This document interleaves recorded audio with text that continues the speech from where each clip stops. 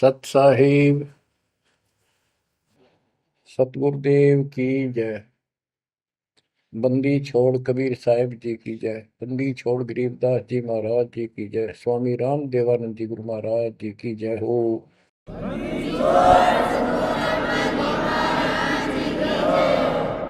सर्व संतों की जय, सर्व भक्तों की जय, धर्मी पुरुषों की जय। श्री काशी धाम की जय, श्री सुडानी धाम की जय, श्री क्रोथा धाम की जय, श्री बरवाड़ा धाम की जय। सत साहिब गरीब नमो नमो सत पुरुष को नमस्कार गुरु के नहीं। सुर नर मुनिजन साधुआ संतों सर्वस नहीं। सतगुरु साहेब संत सब दंडो तुम प्रणाम। आगे पीछे मध्य हुए तिनको जा कुर्बान। नराकार निर्विषम काल जाल भय बंधन। निर्लेपम निज निर्गुणम अकल अनुपेषणम। सोहम सुरति समापतम सकल समाना निर्तल। उज्ज्वल हिरंबर हरदम अम्बे पर्व अथाह वार पार नहीं मध्य तुम। ग्रीव दोष मरत सिद्ध होई गणनायक गिरताना। करो अनुग्रह सोई पारस पद परवाना। आदि गणेश मनाओ गणनायक देवन देवा। चरण कमल लाओ आदि अंत करूं सेवा। परम शक्ति संगीत अमृत सिद्धि दाता सोई। अविगत गुण अतीतम सत पुरुष निर्मोही। जगदम्बा जगदीशन मंगल रूप मुरारी। तन मन अर्पो शीसम भक्ति मुक्ति भंडारी।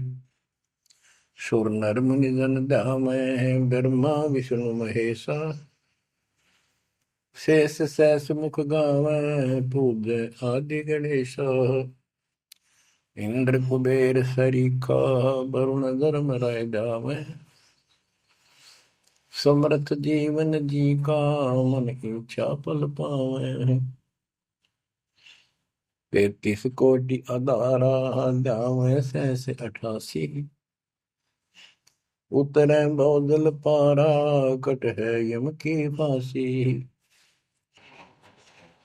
कबीर सतगुरु के उपदेश का सुनिया एक विचार। जय सतगुरु मिलते नहीं जाते नरक द्वार। नरक द्वार में दूत सब करते खेचा तान। उनसे कभू नहीं छूटता फिरता चारों खाने। कबीर चार खानी में भरमता कबहू न लगता पार। सो फेरा सब मिट गया मेरे सतगुरु के उपकार। जय जय सतगुरु मेरे की। जय जय सतगुरु मेरे की। सदा साहिबी सुख से बसियो। अमरपुरी के डेरे की। जय जय सतगुरु मेरे की। जय जय सतगुरु मेरे की। सदा साहिबी सुख से बसियो। अमरपुरी के डेरे।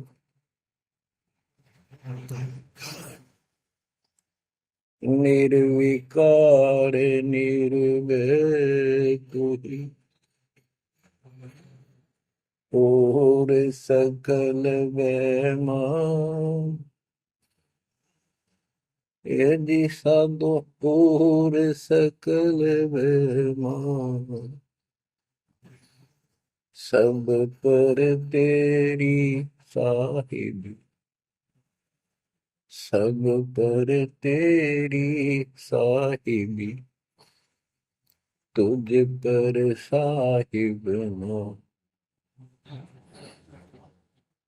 निर्विकार निर्भय, निर्विकार निर्भय तू ही, पूर सकल बेमा, हे दिशा दो पूर सकल बेमा, सब पर तेरी साहिब, सब पर तेरी साहिबी, तुझ पर साहिब ना, निर्विकार निर्भय।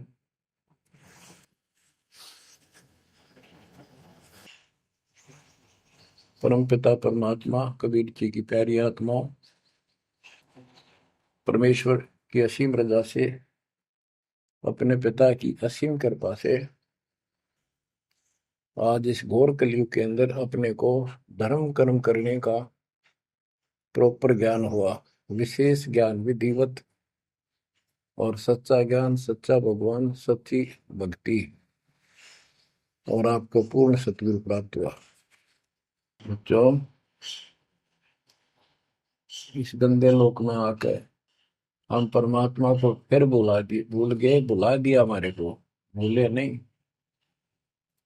ये त्रिगुण में माया, रजगुण धर्मा से निकल रहा गुण, सतगुण विष्णु जी से, तमगुण शंकर जी से हमारे ऊपर इतना जबरदस्त प्रभाव रखता है कि हम सब भूल जाते हैं और इनसे प्रेरित होकर के सारे उल्टे काम करें।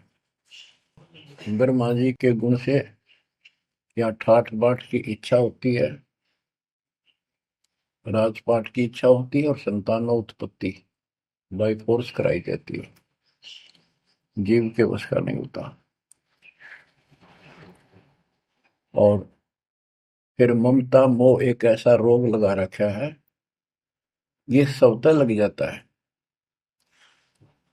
किसी से 10 दिन ठीक से बात कर ले, उससे मोह हो जा, और अपने परिवार में जन्म लेने वाले बच्चों को से तो होना ही होना, हुआ तो 8% सीने से लगाते हैं उनको। तो वो होता क्या है, ये काल का आहार तैयार करवाया जाता है। गीता अध्याय 7 श्लोक 12 में कहा है कि अर्जुन, रजगुण तमगुण सतगुण, रजगुण ब्रह्मा, सतगुण विष्णु, तमगुण शिव जी, इन तीनों गुणों के द्वारा जो कुछ भी हो रहा है उसका निमित्त मैं हूं, मैं इनमें नहीं हूं, यानी मैं इनसे अलग हूं, ऊपर हूं। रजगुण ब्रह्मा से उत्पत्ति, सतगुण विष्णु से मोह ममता एक दूसरे में जकड़ देना, सतीथी बोल रहे हैं इसको, अब टिके रहे यहाँ पर,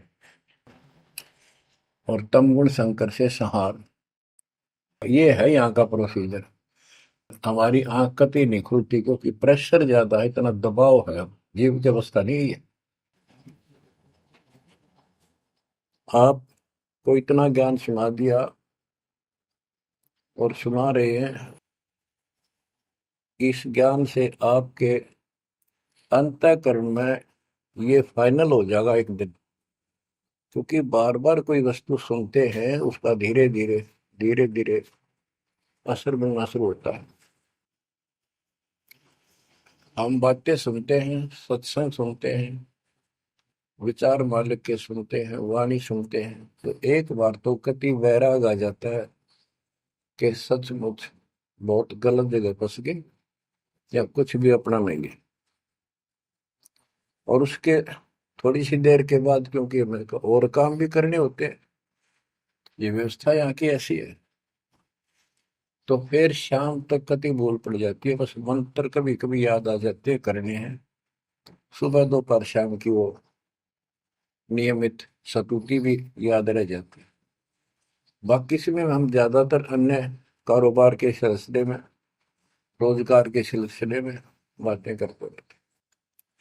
वह फिर से थोड़ी सी भूल पड़ जाती है, फिर जब सत्संग सुनते हो फिर जागृति आती है। ये ऐसे चलेगा, चलने दो। जैसे आपको बताता हूँ, बार बार दास बताता है कि आप बच्चे स्कूल में जाते हैं, अध्यापक आता है, अपना उसका पीरियड लेता है, सबको सावधान करता है, ध्यान से सुनो, लाइन में बैठ जाओ। तो हम बहुत सतर्क होके उनकी एक एक बातों को सुनते हैं, नोट करते हैं, लिखते हैं, फिर याद करते हैं। उसके बाद हम फिर खेलते कूदते भी हैं, बच्चे घर का भी काम करते हैं, माँ बाप का हाथ भी बटाते हैं। लेकिन जो स्कूल के अंदर जो बातें सुनी थी, जो ज्ञान सुना था, वो एक अलग कोने में, मन के हृदय के अलग कोने में डिपॉजिट होना शुरू हो जाता है। और उसके अतिरिक्त हम और भी काम सारे करते रहते हैं जो पहले भी कर रहे थे। एक दिन हम विद्वान बन जाते हैं, वो काम फिर भी कर रहे हैं। इस ज्ञान को रह रहकर सुनने से एक दिन आत्मा कति दृढ़ हो जाएगी कि इस संसार में एक दिन भी रहने का नहीं है, ये संसार एक दिन भी। और कभी भी फिर शरीर यहां से छूट जाए, जाने का टाइम आ जाए, नो प्रॉब्लम। हमारी आस्था सतलोक में जाने की होगी, क्योंकि हमने वहां जाने का टारगेट बना रखा है। पहले तुम्हारा कोई टारगेट नहीं था, हमारे पास जाएंगे कहाँ।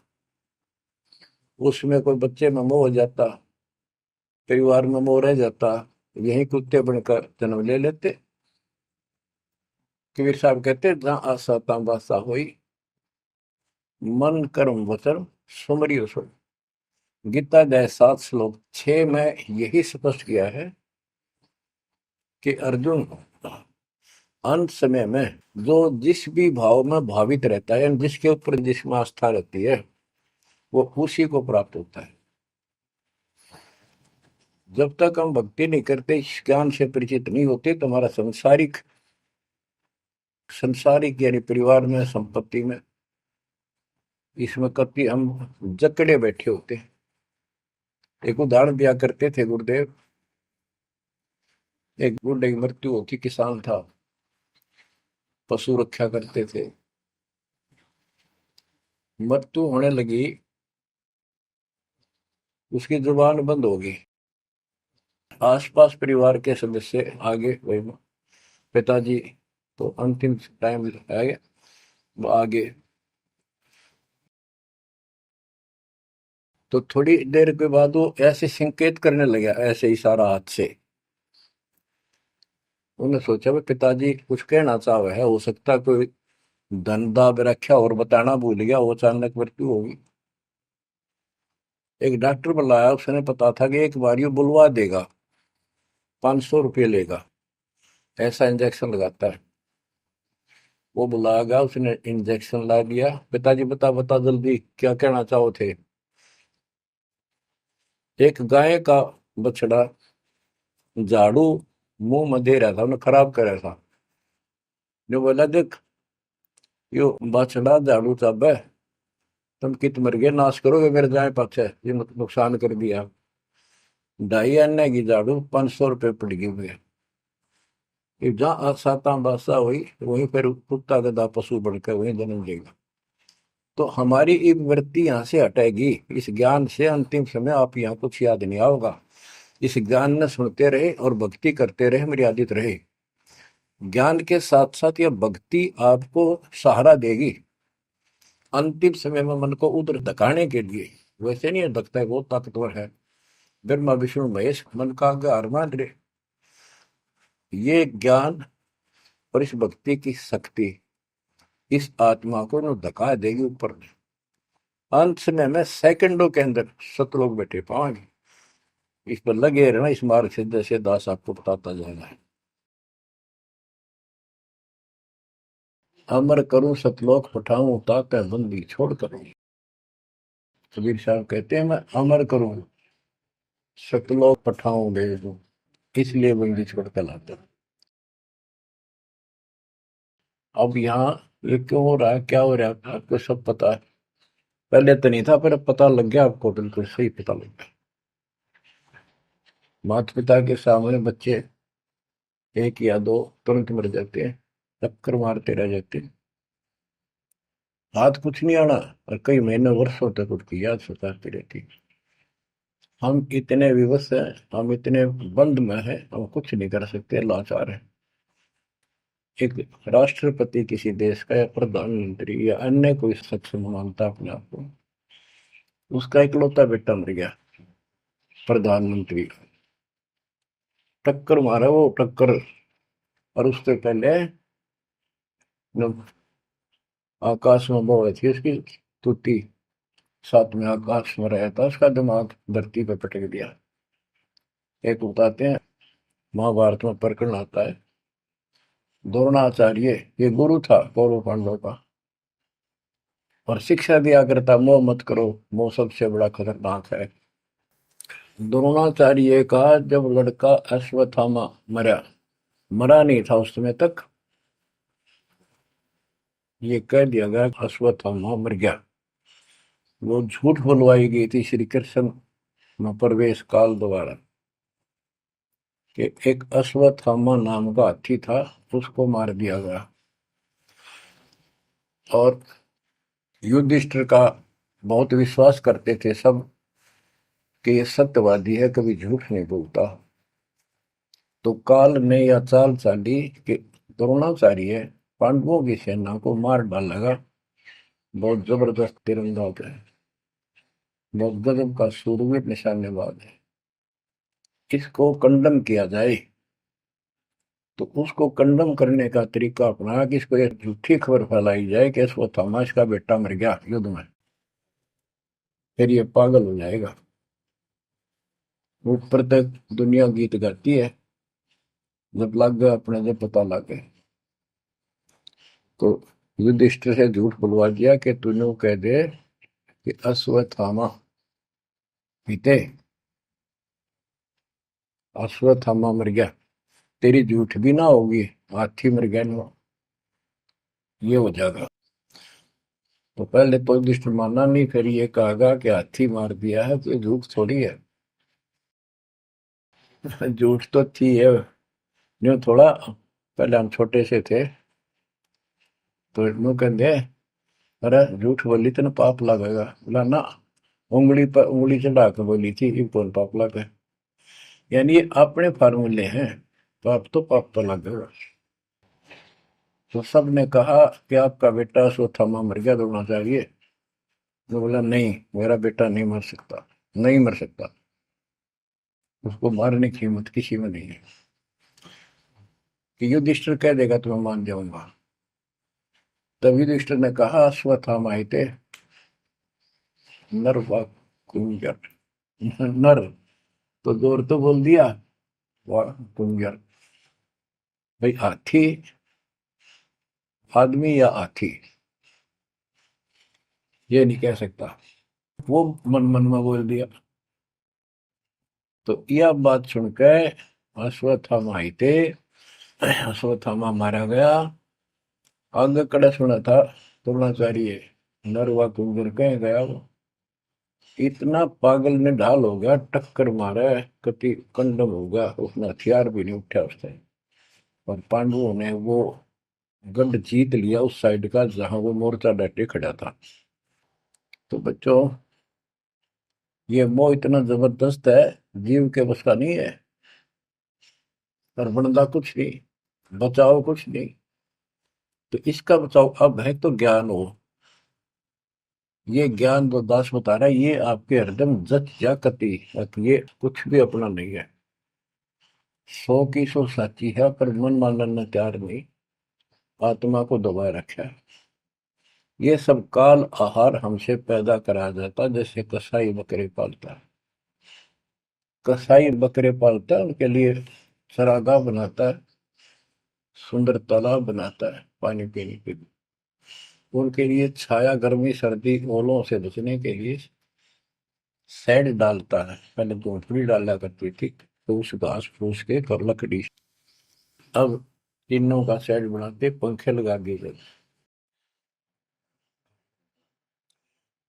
और ये समझो कि जैसे कसाई ने 3 पाली रखे हैं नौकर, एक बकरे मोल लाके वहां छोड़ता है, दूसरा उनकी पालन पोषण करता है, और तीसरा उनमें से निकाल के और अपने कटवा देता, बेच देते हैं, कसाई को सौंप देता है। ये प्रोसीजर है यहाँ पर।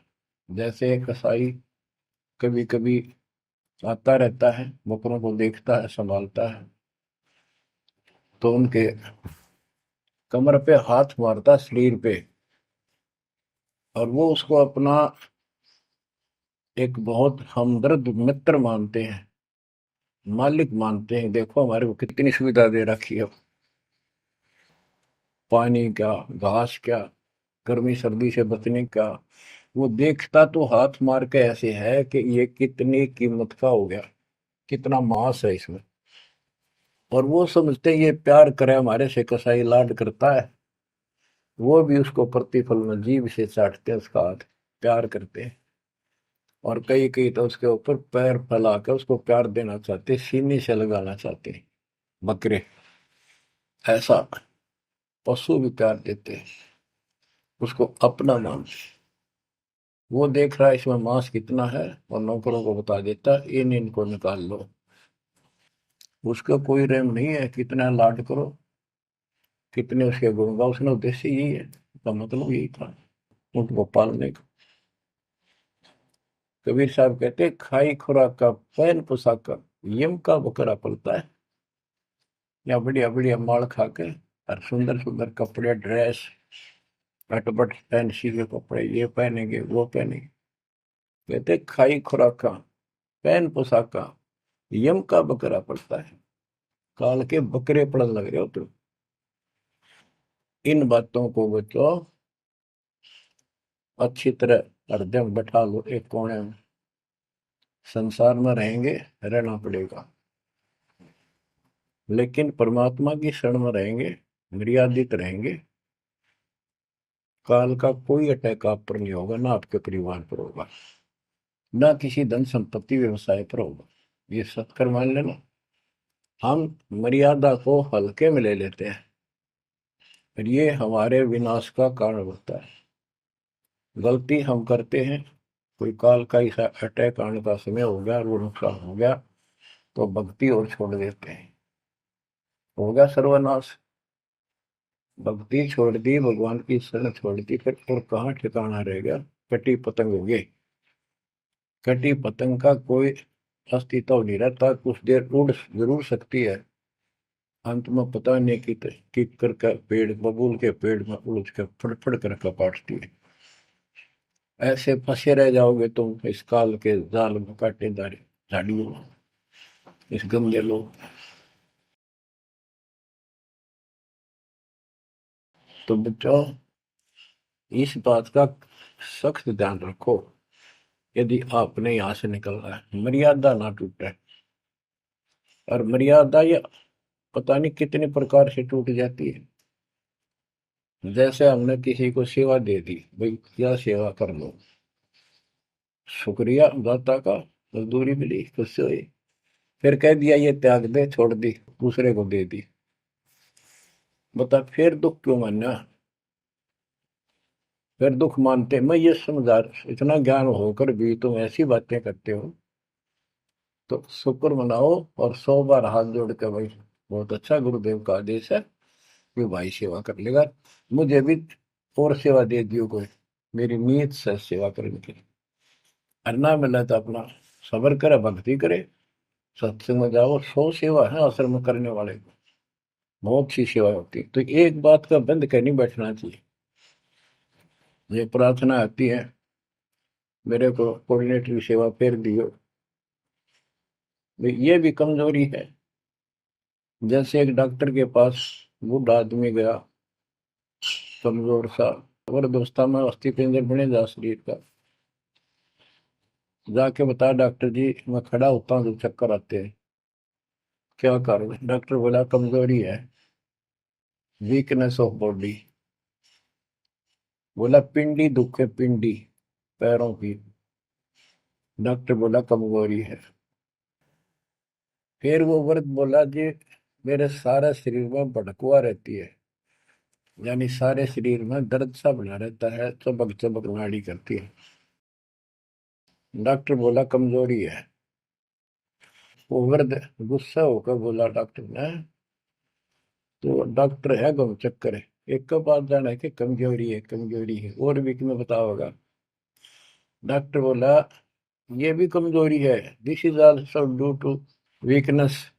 ये क्रोध भी कमजोर आदमी ने घनाया कर, यह भी कमजोरी है। तो बच्चों यह सारी ये कमजोरी है जो मर्यादा से नारी हटकर करोगे, चाहे कुछ भी कर लियो।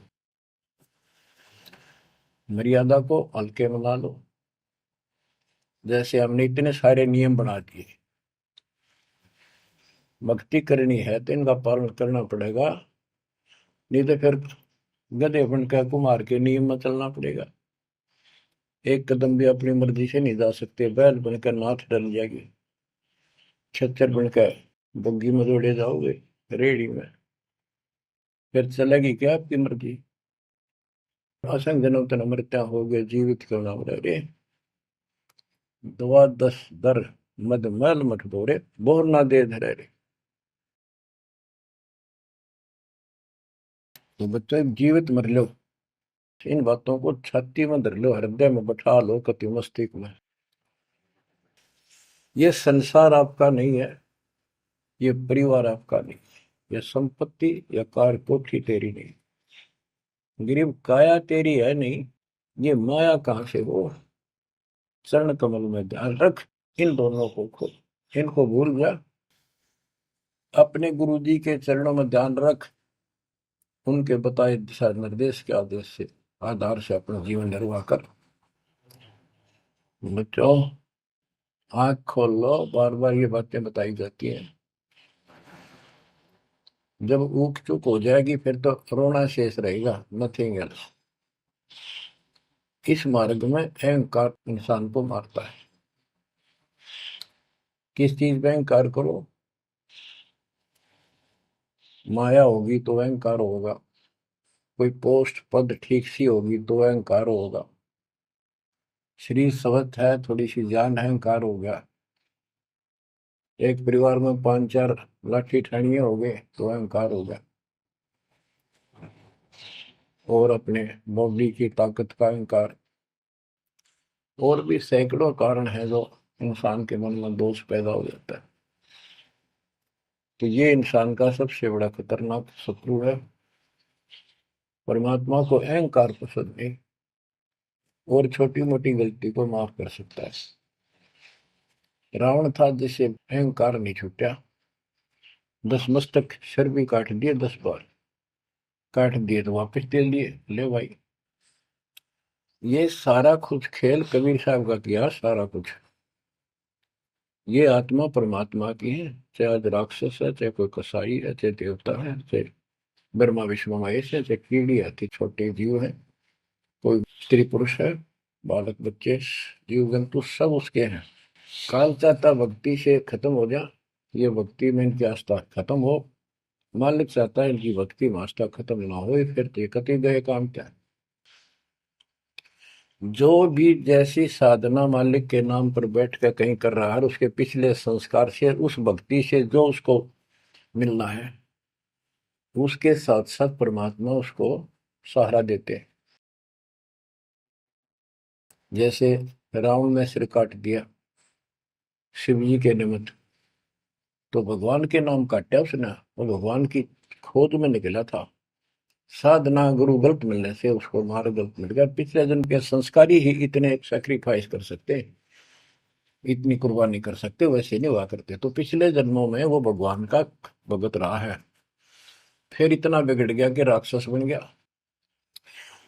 तो उस मालिक ने उसको 10 शीश वापस दिए, लेकिन बकवाद करी तो अंत बुरा हुआ। उसके कर्म मद सिद्धि सिद्धि की, उनसे धन दे दिया, वो धन भी यही छोड़ गया।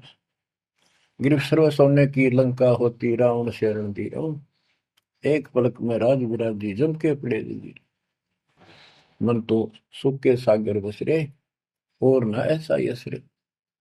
क्या मांगो कुछ थिर न राही, देखत नैन चला जग जाई, 1 लाख पूत 1.25 लाख नाती, उस रावण का आज दीवान बाती। एक पुत्र मांगते फिरते हैं, एक बेटा देते, हे भगवान बेटा हो गया। बेटियों की तो हम गिनती नहीं करते, बेटा चाहिए बेटा। वो किस लिए उगलछमी पैदा कर रखी थी कि बेटा ना हो, यहाँ तक गति नहीं होगी माँ बाप की, क्योंकि अंत समय में जेठा बेटा, बड़ा पुत्र माँ बाप का अंतिम संस्कार कराए, यानी उसने फूका है, फिर उसकी अस्थि डाल का है, फिर उसकी क्रियाक्रम करावे, तो उसकी गति हो। और जिसका बेटा नहीं, उसकी गति नहीं हो सकती, उसको तो संतान वाला मानते भी को नहीं, मना नहीं करते थे। अब तो ये चांदना होगा, रोशनी होगी, बेटा बेटी है, कितनी मूर्खता का काम था। लेकिन काल ने तो उल्टी पढ़ाई पढ़ानी, उल्टा रास्ते डालना, वो होना एक परंपरा बनाकर बैठ गए, वो एक लकीर के फकीर होंगे। जैसे राजा दशरथ का सबसे बड़ा बेटा रामचंद्र था, उसको राज दे दिया, और बच्चों फिर उसको वनवास देना पड़ गया मजबूरी में। रामचंद्र जी वनवास में चल पड़े। राजा दशरथ का इतना मोह था अपने बच्चों में, रामचंद्र में विशेष, और जो बिछुड़ा उसमें ज्यादा हुआ करे, तो नो चल पड़ा, महल के ऊपर चढ़ के देखा, दिखता रहा, फिर नहीं दिखा तो चौबारे की अटारी पर चढ़ गया, चौबारे पर चढ़ के जहां तक उससे दिखा, फिर मुंडेर पर चढ़ गया, एडी ठाई गिर गया, वहां से जमीन पर गिर गया, गिरते मर गया।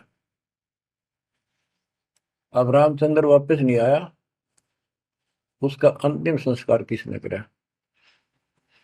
वो पूछने वाला वे मंदबुद्धियों ने, जो दुनिया को भ्रमित क्या करते थे, किसी की अकल वहां नहीं गई वहां तक। जेठा बेटा था ही नहीं, फिर उसके अंतिम संस्कार किसने करे? दूसरा न करे होंगे। तो ये बात कहने की है, तो इसका मतलब उसकी गति हुई नहीं, बेटा होते हुए भी अंतिम संस्कार नहीं कर सका। तो इन बातों ने छोड़कर सतगुरु कबीर साहब द्वारा जो ज्ञान दिया है, इस पे दृढ़ हो जाओ। देखो, हमारी सारी बात उल्टी है। भक्ति मार्ग में बेटा है, बेटी है, अच्छी बात है।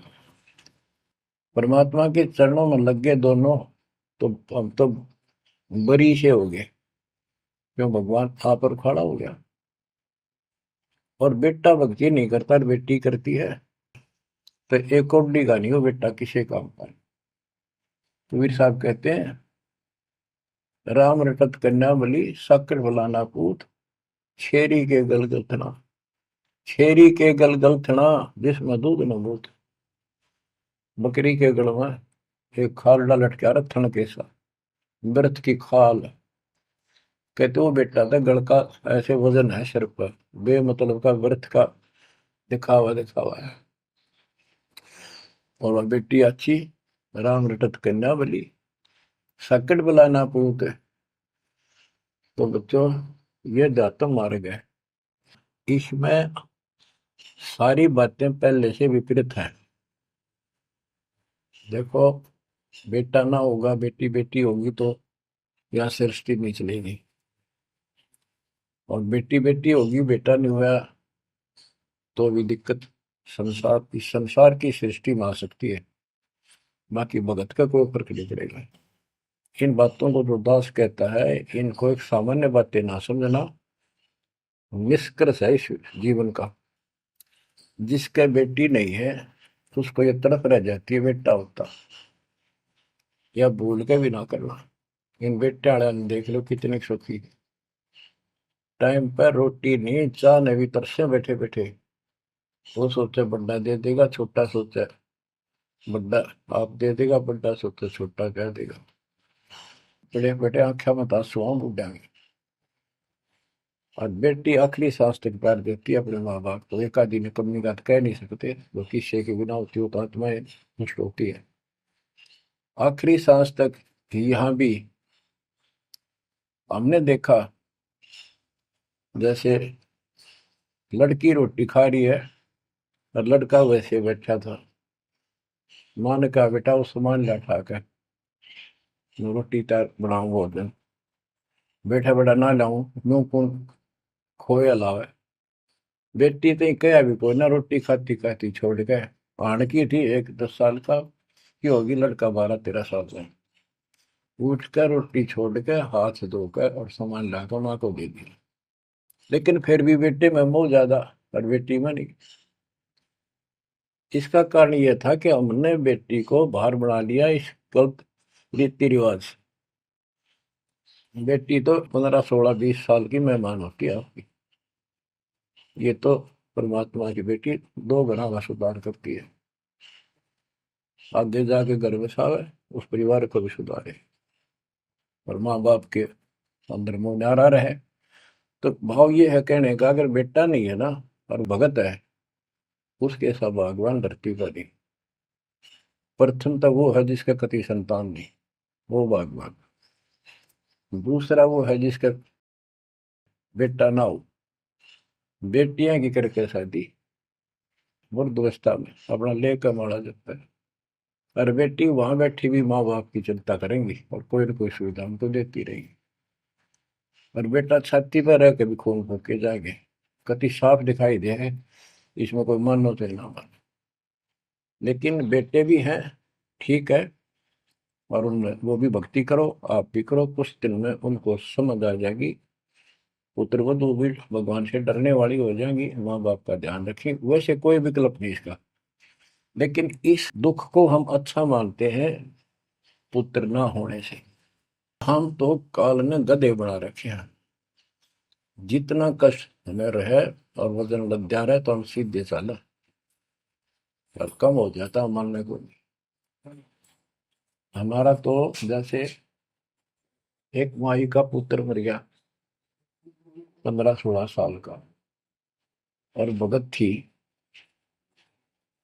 टक्कर मारी, रोना पड़े है कि बस की बात है, पाला पोसा ले जाता का। फिर उसने थोड़ा सब्र हुआ जैसा। उस दूसरे जो एक और बिना भगत थे उनके पड़ोस में, जो उनके लड़के की शादी होगी, और वह पत्नी थी बदचलन।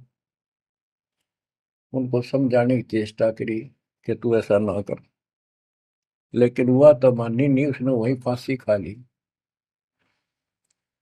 अब वह भी मर गई और वो बेटा भी जेल में, और वो सारे जेल में। वो दहेज के कारण, एक बेटा था ऐसे ही, उसने बहू को प्रताड़ित किया दहेज लेने के लिए। गरीब घर की लड़की थी, उसने सुसाइड कर लिया। वैसे सुसाइड करना कोई विकल्प नहीं है, इसे गंदे आदमी को छोड़कर कुमारी रह ले, अपने घर पे बैठ गया। तो उस बेटे के कारण माँ बाप ने भी सजा हुई, बहनों तक भी जेल होगी। इसे बेटे ने के फूका है, ईसा तो पहले मर जाता था अच्छा था। लेकिन हम इस बात को मानने को तैयार नहीं है। ना मानने में जब क्या कर लोगे, काल तक आ गया, मारे जाओ टक्कर। तो कहने का भाव ये है कि इन विचारों से अपने मन को सेट रखो। परमात्मा जो करता है वो सही करता है। जैसे आपको बताते रहते हैं, एक बार हजरत मूसा जी, यहूदी धर्म के प्रवर्तक में, से किसी ने पूछा सत्संगी ने कि आज के दिन सबसे बड़ा इल्म वाला यानी ज्ञानी कौन है। उसने अपने आप को बताया, तो उसका अल्लाह बोला, जिसको खुदा मानते हैं, जिसने कुरान का ज्ञान दिया, बाइबल का दिया। कि मूसा तने ये बात बहुत गलत की, मुझे अच्छा नहीं लगा, तुमने अपने आप को कैसे कह दिया मैं सबसे विद्वान हूँ। अब मूसा जी भी अपनी जगह ठीक थे जी, यो ज्ञान आपसे प्राप्त हुआ, आप भगवान खुदा हो, और खुदा जो ज्ञान देता हुआ सबसे उत्तम होता है, मैं उसी के आधार पर कह दिया। बोला नहीं, तेरा ज्ञान तो अल खिजर के ज्ञान के सामने फर्स्ट भी नहीं, कुछ भी नहीं है। तो अलखिजर के पास मूसा जी पहुंच गए। अलखिजर जी ने कहा, कबीर साहब थे वो, कि मेरी तो बातों को माननेगा नहीं, विश्वास नहीं करेगा, जो मैं को बातें माननी पड़ेगी, कोई ऑब्जेक्शन नहीं होना चाहिए, और बोल लेगा नहीं, सुन देखता देखता रही। वो बोला, मूसा जी बोले, बिल्कुल महाराज, जैसे आप कहोगे, मुझे सब्र करने वाला पाओगे, कति मैं ऑब्जेक्शन नहीं करूंगा आपकी बातों में। अगर तू खरा उतरा तो ज्ञान बताऊंगा, ना बताऊंगा नहीं। उसने रास्ते में चलते, एक जवान लड़का था, 17-18 साल का, अलखिजर ने पकड़ के और उसकी गर्दन पकड़ के मार दिया। तो मूसा जी बोले, तनिष बेकसूर को मार दिया, तेरा दिमाग खराब है, यूं क्यों मारा तेने, क्या बिगाड़ा तेरा इसको। तो अलखिजर बोला, मैंने कहा था मैं जो करूँ तू देखता रहिए, बोलना नहीं है, मेरी क्रिया पे अविश्वास ना करना। मूसा जी ने अपनी गलती मानी, चल पड़ा। ऐसे ऐसे 2-3 और कारण गए, सब में उसने ऐसे ऑब्जेक्शन किया। आखिर में वो बिना हार गया। मूसा कि मैं इस योग्य नहीं, मैं आपकी बातों को अविश्वास करता रहा हूँ। लास्ट बता दिया कि इस क्रिया के बाद तो फिर ऑब्जेक्शन किया तो मैं तेरे से बात नहीं करूंगा, ना पे बताऊंगा। ज्ञान बोला भी ठीक है, उस पर भी हार गया वो। तब अलखिजर बोला, सुन ले, ज्ञान तो तूने बताऊ नहीं, तो वो लड़का क्यों मारा था। वो ऐसा दुष्ट पैदा हो गया था, इसके माँ बाप भगत हैं, और उनको इतना परेशान करता, वह रो रो का टाइम काटते। उसके स्थान पर भगवान ने उनके घर में 50 साल की उम्र में एक बेटी का जन्म दिया। उनका सुखी जीवन रहा। ये प्रमाण है उसके अंदर, बाइबल के अंदर। तो बच्चों, ये सत्कर मान लो, मालिक जो करे उसको सही मानो। ऊक चूक हो भी जाए तो भगवान से दूर ना हो जाना। वो जो करेगा भगवान कभी गलत नहीं करेगा, ये तो आपने मानना ही पड़ेगा। गलत तो हम करे बैठे, हाँ यू काल करवाने लगेगा, पर रोज गलत हुआ है, एक दिन भी तो नहीं। तो बच्चों, परमात्मा की प्रत्येक क्रिया पर विश्वास रख कर चलो तुम। हमने चाहे कितना नुकसान होता दिखे, राज्य करमता राम की रजा दर शीश, दास गरीब दरस परस, तिस बैठे जगदीश। हम अपनी विचारधारा को ऊपर रखा है, जो घिसी पट्टी और बिल्कुल बकवादों से भरी होती है। इस कारण से हम भगवान पे विश्वास, गुरु जी पे विश्वास, और सब क्रियाओं पे विश्वास करके अपने कर्म छोड़ के फिर काल के जाल में फंसे रह जाते। और वहां कुछ है ही नहीं वो तो सारे उल्टे कर्म, बेसिक परंपरा बनावटी है। बच्चों, विश्वास करो अपने बंदी छोड़ पे, विश्वास नहीं करोगे तो मार खाओगे। गरीबदास जी कहते हैं, गरीब सर्जन अर्जुन को सतगुरु मिले, मक्के मदीने माही, 64 लाख का मेल था, दो गन सब ही जाही। गरीब चंडाली के चौक में सतगुरु बैठे आए, 64 लाख गारत गए, दो रहे सतगुरु पाए। गरीब सरजुन अर्जुन ठाहरे, सतगुरु की प्रतीत, सतगुरु यहाँ ना बैठिए, यो द्वारा है नीच। गरीब ऊंच नीच में हम रहे, हांड चाम की दे, सरगुन अर्जुन समझियो, रखियो शब्द सने। बच्चों, सरजुन और अर्जुन नाम के दो मुसलमान थे।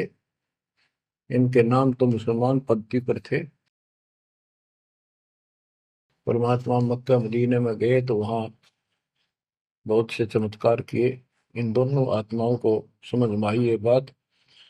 फिर ये सारी संगत में वहां मुसलमान थे, 2 वक्त मुसलमान रहे। इन्होंने कहा, वैसे तो काफी थे मुसलमान भी, पर ये विशेष दृढ़ थे, सब नियमों का पालन करने वाले थे।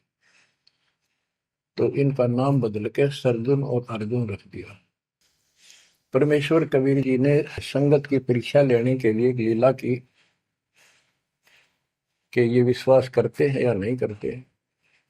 क्योंकि भक्तों में गुरुदेव के आदेश का भी पालन कम होने लगा था। जैसे एक लड़की थी, जिसको ज्ञान हुआ वो गलत काम करती थी, वैसा थी। अपना जीवन सुधारने के लिए मालिक से ज्ञान सुना, सत्संग में आने लगी, तो संगत वाले उसको धिक्कारने लगे। गुरु जी से बताया, गुरु जी ने सत्संग के माध्यम से कहा, भाई आपने इस चीज से कोई लेना देना नहीं, कोई सत्संग सुनेगा नहीं तो आत्मा कैसे साफ होगी, कपड़े को पानी साबुन लगेगा नहीं, उसका मैल कैसे उतरेगा। फिर भी वो जैसे तैसे अटपट करते रहते हैं। एक दिन मालिक ने परीक्षा ली, एक लड़की उस वैश्या को हाथी पर बैठाया, हाथी किराए पर लिया, हाथ में गंगा जल, सफेद पानी बोतल में भर लिया जैसे शराब हो, लड़की के कंधे पर हाथ रख लिया, सारी काशी में घुमा दिया, साथ में रविदास जी थे।